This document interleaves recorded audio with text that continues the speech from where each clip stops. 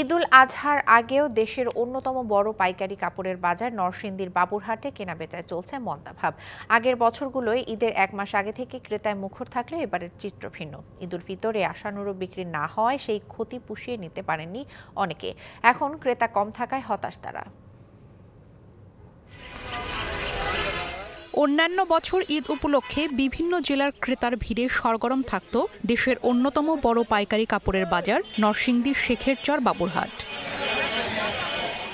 গামছা থেকে শুরু করে শাড়ি, লুঙ্গি, থ্রি পিস, পাঞ্জাবির কাপড়, থান কাপড় এবং বিছানার চাদর সহ বিভিন্ন ধরনের কাপড় ও পোশাক পাওয়া যায় এই বাজারে। বছর জুড়ে বিক্রি হলেও দুই ঈদের সময়ে বিক্রি বেড়ে যায় বেশ কয়েক গুণ। তবে এবারে চিত্র ভিন্ন, ক্রেতার সংখ্যা কম, খরচ বৃদ্ধি সহ নানা কারণে মন্দাভাব বেচাকেনায়।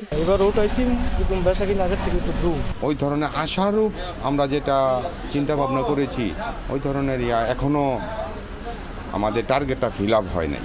এই সময়ে যখন কোনো ক্রেতা আসে নাই, পরবর্তী ক্রেতা আসবে।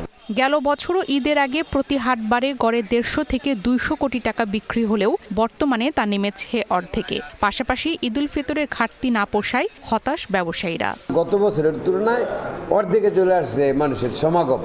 বেচাকিনিটা বুঝতে পারবেন এই শুক্র শনিবার বেচাকিনির পরে বোঝা যাবে যে কেমন বেচাকিনি হয়েছে। তবে ঈদের আগ মুহূর্তে খুচরা বেচাকেনা বাড়তে পারে বলে আশা ব্যবসায়ীদের।